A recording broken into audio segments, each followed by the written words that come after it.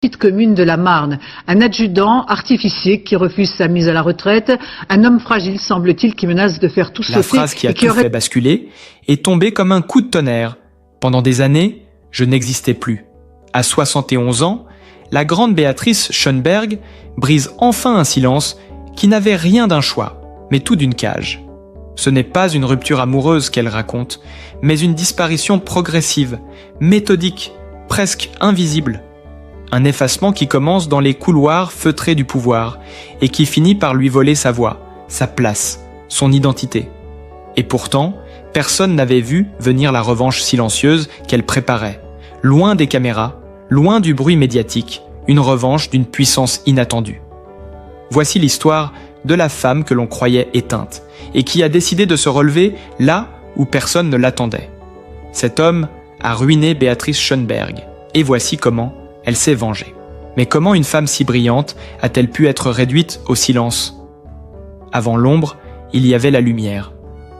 Béatrice Sabot, devenue Schoenberg, figure respectée du JT, épouse du musicien Claude-Michel Schoenberg, puis, plus tard, de Jean-Louis Borloo, traversait alors l'âge d'or de sa carrière, admirée du public et incontournable du paysage audiovisuel français. Mais à quel moment tout a commencé à se fissurer? Et comment une femme aussi solidement installée dans le paysage médiatique a-t-elle pu glisser presque sans bruit vers une existence où elle ne comptait plus? Ce basculement n'a rien d'un drame brutal, rien d'un scandale éclatant. Il est plus discret, plus insidieux, plus dangereux. Il commence par de petites concessions que l'on croit temporaires, des renoncements que l'on justifie par amour, par loyauté, par devoir.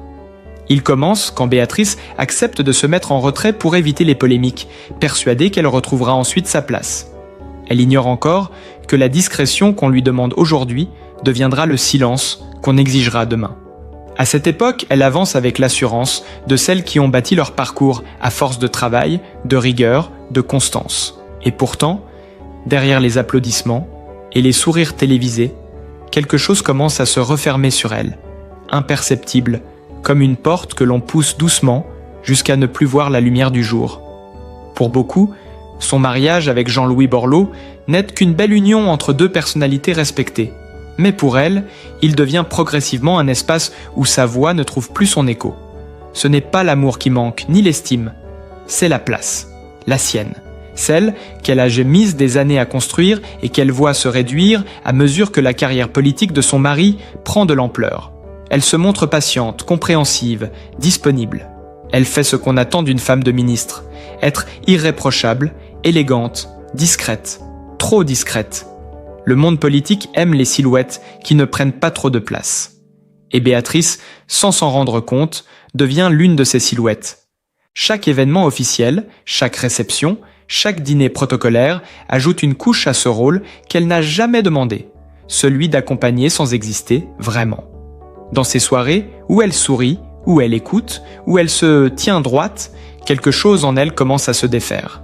Ce n'est pas immédiat. C'est une lente dissolution, presque douce, comme l'effacement progressif d'une photographie que l'on a laissée trop longtemps au soleil. Les premières atteintes sont subtiles. Elle se tient légèrement en retrait dans les conversations. Elle s'efface devant les impératifs politiques. Elle accepte que ses projets professionnels soient reportés. Le temps que les choses se calment. Mais les choses ne se calment jamais vraiment dans la vie d'un homme de pouvoir. Alors elle attend, et plus elle attend, plus elle s'éloigne d'elle-même. Elle raconte aujourd'hui que les murs de leur maison étaient vastes, mais qu'elle y marchait comme dans un espace trop étroit pour respirer. La solitude ne se mesure pas en mètres carrés, mais en regards qui ne se posent plus, en mots que l'on ne dit plus, en silence que l'on finit par trouver normaux. C'est là que commence la blessure profonde, celle que personne ne devine, celle qui ne fait pas de bruit, mais qui ronge. Une blessure faite d'indifférence, de décalage, de soirs où elle rentre seule d'un événement parce qu'une réunion de plus a retenu son mari. Une blessure faite d'anniversaires écourtés, de vacances interrompues, de projets abandonnés. Une blessure faite de phrases polies mais vides, de sourires figés, de cette sensation de devenir transparente.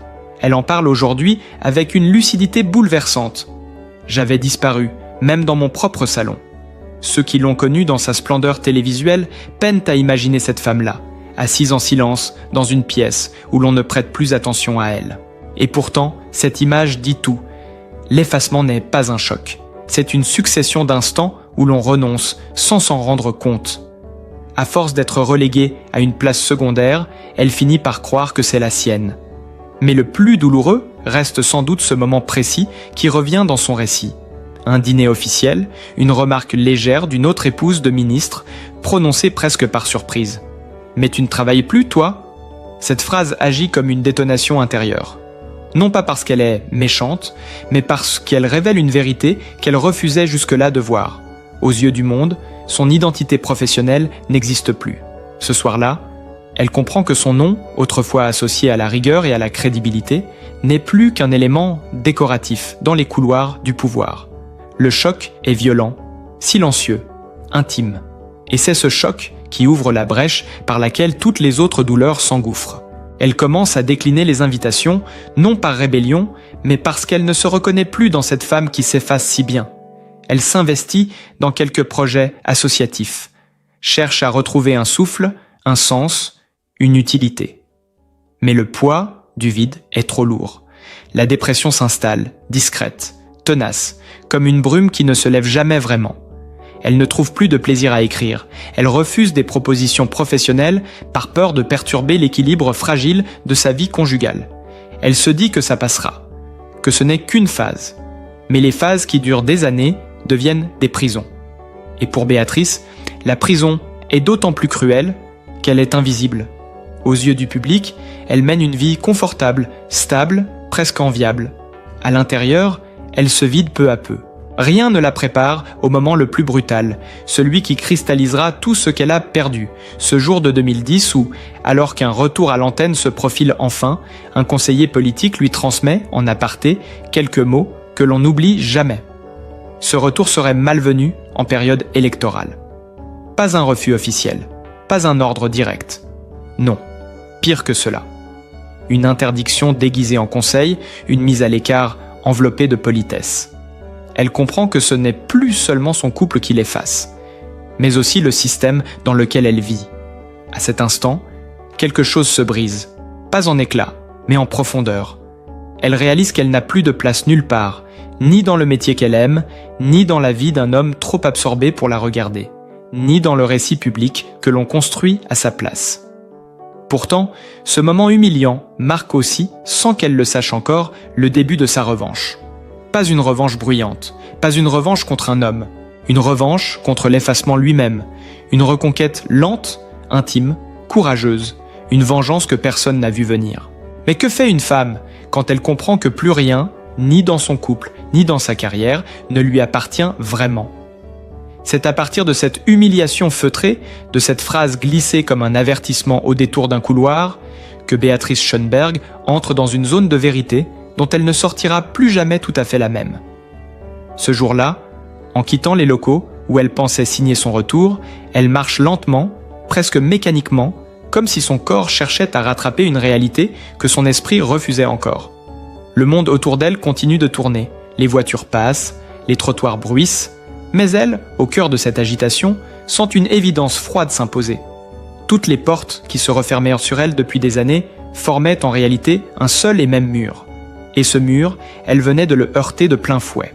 Les jours qui suivent ne sont pas faits de cris ni de ruptures spectaculaires. Ils ressemblent plutôt à une longue plongée intérieure où chaque souvenir des dernières années prend une nouvelle couleur. Elle revoit les dîners officiels, les vacances écourtées, les sourires figés, non plus comme de simples concessions mais comme les pièces d'un puzzle qu'elle n'avait jamais voulu assembler. Plus elle repense à ces instants, plus la cohérence de son effacement apparaît, implacable. Ce n'était pas un accident, pas une suite de malentendus. C'était une mécanique douce, silencieuse, presque bienveillante en apparence, mais qui l'avait lentement éloignée de ce qu'elle était. La nuit, le sommeil se fait rare. Elle s'allonge, dans le noir, et écoute le silence de la maison. Un silence qu'elle connaît trop bien. Il n'est pas apaisant, il n'est pas reposant. C'est un silence qui résonne comme un espace laissé vide, un espace qu'elle aurait dû occuper et qu'elle a fini par abandonner. Ce silence-là la pousse à regarder en face ce qu'elle a perdu. Ce n'est pas une carrière, ce n'est pas une fonction. C'est une part centrale de son identité, celle qu'elle avait construite à force de travail, d'exigence, de vérité. La femme que les Français regardaient chaque week-end, celle qui annonçait les événements du monde avec calme et gravité, n'avait disparu que pour eux. Mais pour elle, ce n'était pas une disparition médiatique, c'était une disparition intime. Un soir, alors qu'elle feuillette de vieux carnets remplis de notes d'époque, elle sent une colère nouvelle, subtile mais profonde, monter en elle. Pas une colère destructrice, pas une colère dirigée contre un homme ou contre une institution. Une colère tournée vers ce qu'elle s'est laissé imposer, vers ce qu'elle n'a pas osé défendre, vers la manière dont elle a accepté de s'effacer pour préserver une harmonie qui ne la protégeait jamais vraiment. Cette colère-là est le premier souffle d'air frais qu'elle reçoit depuis longtemps. Elle ne sait pas encore quelle deviendra la force motrice de sa transformation, mais elle sent déjà que quelque chose a changé, quelque chose de discret, mais irréversible. Les semaines suivantes sont marquées par une succession de petits gestes, presque anodins, mais qui, mis bout à bout, dessinent le début d'une reconquête. Elle recommence à écrire, d'abord timidement, puis avec une voix qui retrouve peu à peu ses contours. Elle accepte une invitation à intervenir dans un colloque sur la place des femmes dans les institutions, puis une autre pour animer un atelier d'écriture. À chaque fois, elle ressent une sorte d'appréhension, comme si elle marchait sur une glace qu'elle n'est pas certaine de devoir tenir. Mais la glace tient, et elle marche. Elle avance même. Une étincelle qu'elle croyait perdue recommence à briller. Dans son couple, le changement ne se manifeste pas avec des disputes ou des confrontations, mais par un glissement lent, presque imperceptible. Elle n'attend plus les soirées écourtées, elle n'attend plus les retours tardifs, elle n'attend plus que l'on valide ses projets ou ses envies. Elle cesse d'ajuster son rythme à celui d'un homme absorbé par le pouvoir. Elle choisit le sien. Et ce choix, le premier en des années, produit une forme de distance nouvelle entre eux. Une distance qui, paradoxalement, lui permet de respirer. Elle ne claque aucune porte. Elle n'annonce rien. Mais elle cesse de se modeler sur une vie qui n'est plus la sienne. C'est dans cette période de transition qu'elle fait l'une des expériences les plus décisives de sa renaissance. Un documentaire auquel elle accepte de prêter sa voix sans apparaître à l'image.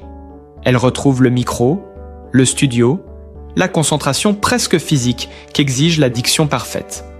Elle sent ses épaules se redresser, son souffle se poser, sa voix retrouver un aplomb qu'elle pensait oublier. Quand elle sort du studio, elle sait que quelque chose vient de se réparer en elle. Ce n'est pas un retour à l'antenne. C'est mieux que cela. C'est un retour à elle-même. Et puis vient le moment où elle commence à voyager seule. Pas pour fuir, pas par tristesse, mais parce que découvrir le monde sans devoir se conformer à un agenda politique lui rappelle une liberté qu'elle croyait perdue. Elle se met à marcher longuement dans les rues de villes où personne ne la reconnaît, à lire dans des cafés anonymes, à prendre des trains au dernier moment. Ce sont des détails, mais ce sont des détails qui guérissent. Chaque pas qu'elle fait, sans avoir à attendre quelqu'un d'autre, est un pas vers une existence qu'elle choisit enfin. C'est durant l'un de ces voyages qu'elle prend la décision qui scelle définitivement sa transformation intérieure. Une décision simple, presque banale en apparence, mais immense dans son sens intime. Elle n'attendra plus. Plus jamais. Plus un jour. Plus une heure. Plus un regard. Elle avancera à son rythme, selon ses forces, selon ses envies. Ce serment silencieux marque la fin de l'effacement. Pas la fin d'un couple, pas la fin d'une histoire d'amour, mais la fin du renoncement. Pour la première fois depuis des années, elle ne se sent plus spectatrice de sa vie, mais actrice. Et lorsqu'elle rentre en France, quelque chose en elle a changé de façon visible. Son entourage le remarque, ses proches le sentent, même ses pas dans la maison semblent différents, plus assurés, plus ancrés. Elle n'a pas crié, elle n'a pas rompu, elle n'a rien proclamé. Mais elle a repris possession de son espace intérieur, cet espace qu'elle avait laissé se réduire au fil des années. Ce changement n'est pas spectaculaire, il est profond, il est solide, il est sien. Ce n'est qu'après cette reconquête silencieuse qu'elle parvient enfin à mettre des mots sur ces années d'effacement. Et ces mots, lorsqu'elle les prononce en 2025, ont la force d'un coup près. Ce n'était pas une vie, c'était une disparition. À travers cette phrase, ce n'est pas seulement sa douleur qu'elle révèle, mais aussi la manière dont tant de femmes de la même génération ont été poussées à s'oublier, derrière la carrière ou la lumière d'un homme. Elle parle d'elle, mais elle parle aussi d'elle. Et c'est là que sa vengeance se dessine pour la première fois. Une vengeance qui ne cherche ni blâme ni revanche personnelle, mais qui consiste à dire la vérité, à exister à nouveau, à redonner un sens à sa voix. Une vengeance qui commence par un mot, puis un autre, puis toute une histoire qu'elle n'acceptera plus jamais qu'on raconte à sa place. Mais renaître pour Béatrice Schoenberg ne signifie pas tourner la page d'un geste brutal, ni effacer le passé comme s'il n'avait jamais existé. La renaissance, chez elle, a la forme lente et profonde de celles qui ont compris que l'on ne reconstruit pas une vie en la fuyant, mais en l'embrassant entièrement avec ses zones d'ombre, ses blessures, ses manques. Après des années de silence, elle découvre que parler n'est pas une vengeance, mais une libération. Et peu à peu, cette libération donne naissance à quelque chose de plus grand, une acceptation. Non pas une résignation, mais un apaisement, celui qui vient quand on cesse d'attendre des réponses que personne ne pourra jamais donner. Elle regarde les années écoulées non plus comme un vol, mais comme un chemin qui, étrangement, l'a ramenée à elle-même. Dans cette transition douce, elle réapprend à apprécier ce qui, autrefois, ne faisait plus sens. Un matin, elle confie qu'elle s'est surprise à ressentir une joie presque enfantine en ouvrant les volets, en laissant entrer la lumière, comme si la maison avait soudain cessé d'être un lieu d'attente pour redevenir un lieu de vie.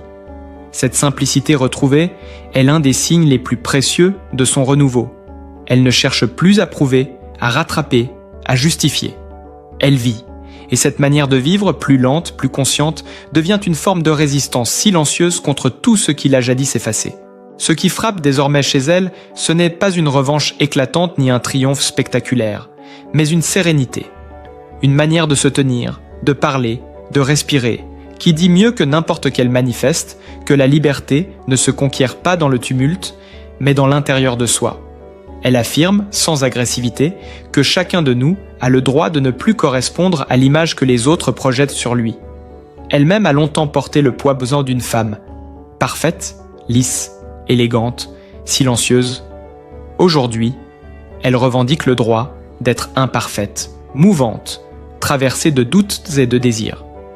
Cette vulnérabilité qu'elle assume enfin devient une force nouvelle, discrète mais magnétique. Ses engagements publics reflètent aussi cette transformation.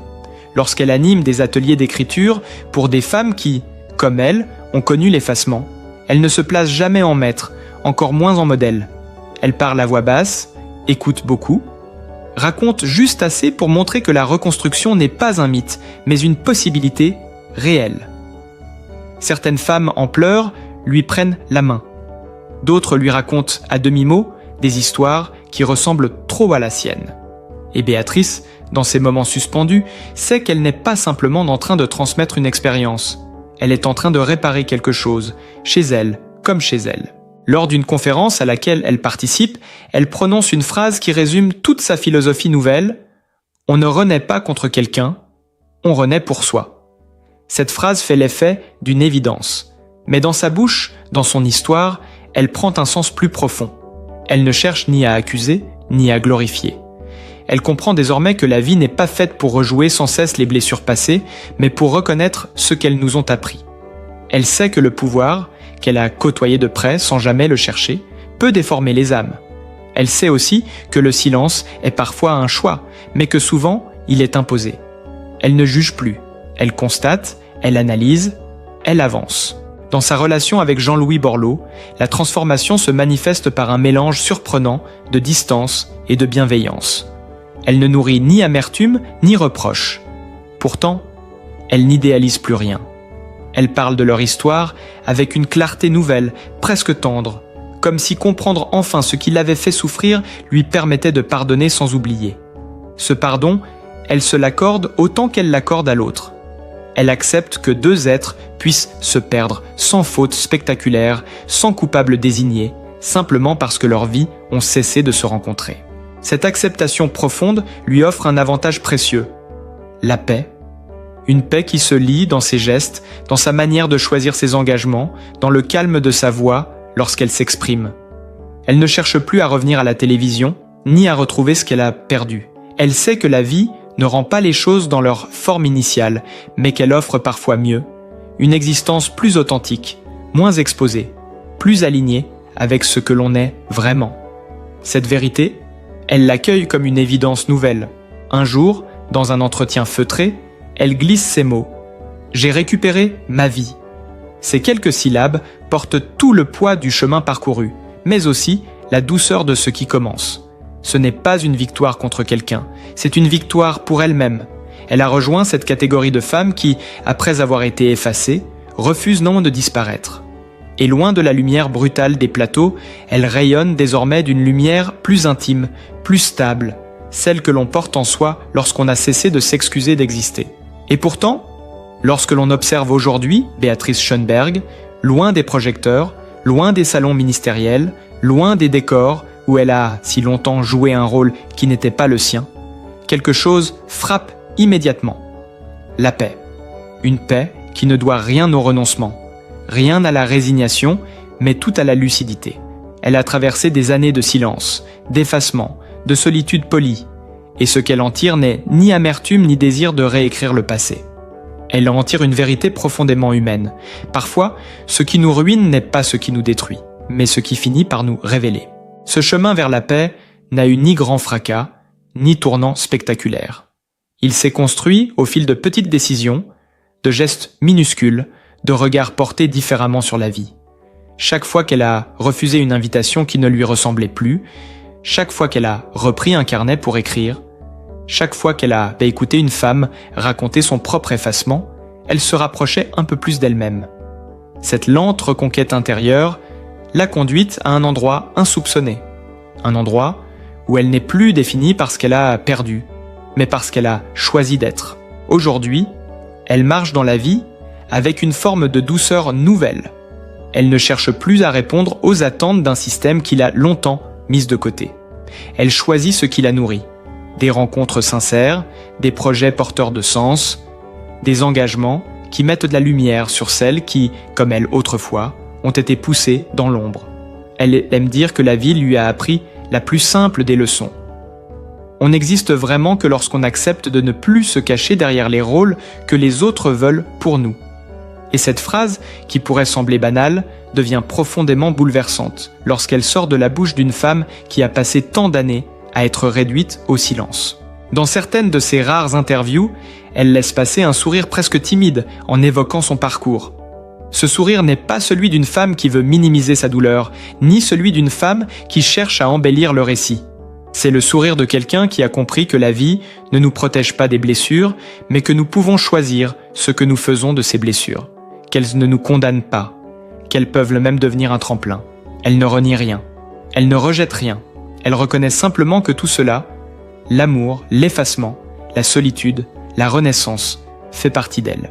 Cette capacité à transformer le manque en lumière, l'injustice en maturité, le silence en message, touche particulièrement ceux et celles qui, comme beaucoup de téléspectateurs d'aujourd'hui, ont franchi le cap des 40 ou 50 ans. Car à cet âge, on sait ce que signifie renoncer, s'oublier un peu trop, ou vivre pour les autres plus que pour soi.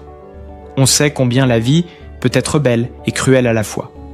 On sait aussi qu'il n'est jamais trop tard pour se retrouver. Et c'est précisément ce que l'histoire de Béatrice Schoenberg vient nous rappeler avec une douceur désarmante. Il n'est jamais trop tard pour reprendre le fil de sa propre histoire. En l'écoutant parler, on comprend qu'elle n'a pas cherché à se venger dans le sens où on l'entend habituellement. Sa vengeance n'a pas été bruyante. Elle n'a humilié personne. Elle n'a revendiqué aucun triomphe public. Sa vengeance a été un acte intime, presque spirituel. Elle a refusé de laisser les années de silence définir ce qu'elle deviendrait. Elle s'est reconstruite là où beaucoup auraient choisi de s'effacer définitivement. Elle a retrouvé sa voix, même si elle ne la porte plus à l'antenne. Elle a retrouvé sa liberté, même si elle ne claque aucune porte. Elle a retrouvé son souffle, même si personne ne l'a vu naître. Et cette vengeance silencieuse, cette reconquête discrète mais déterminée, résonne comme un message adressé à tous ceux qui ont un jour eu le sentiment de disparaître. À ceux qui ont été mis de côté, ignorés, oubliés, parfois par la personne qu'ils aimaient le plus. À ceux qui, pendant longtemps, ont cru qu'ils n'avaient plus d'espace pour exister sans déranger. L'histoire de Béatrice dit ceci. On peut renaître même quand personne ne nous attend plus. On peut retrouver sa place même quand on nous l'a retirée. On peut redevenir soi-même, même après des années d'effacement. La lumière intérieure ne s'éteint jamais vraiment. Elle attend juste qu'on l'autorise à revenir. Et peut-être est-ce cela, finalement, la plus belle leçon de son parcours. La liberté ne se gagne pas en criant plus fort, mais en s'écoutant plus profondément. Elle ne dépend pas du regard des autres, ni de la reconnaissance publique, ni d'un rôle prestigieux. Elle dépend de notre capacité à nous tenir debout, face à nous-mêmes, à accepter ce qui a été, à choisir ce qui sera, et à avancer sans peur dans le chemin qui nous ressemble. Alors, si cette histoire vous a touché, si elle vous a rappelé quelque chose de vous, de quelqu'un que vous aimez, ou d'un moment de votre vie où vous avez failli vous perdre, prenez un instant. Partagez votre ressenti dans les commentaires, laissez un signe, un mot, un souvenir, et si vous souhaitez continuer à découvrir ces récits qui éclairent nos vies autrement, pensez à vous abonner à la chaîne et à laisser un like pour soutenir ce travail. Chaque geste compte et chaque voix, même la plus discrète, mérite d'être entendue. Parce qu'au fond, l'histoire de Beatrice Schoenberg nous invite à une vérité simple mais essentielle. Nous avons tous le droit d'exister pleinement. Et parfois, il suffit d'un récit, d'une voix ou d'un instant pour nous le rappeler.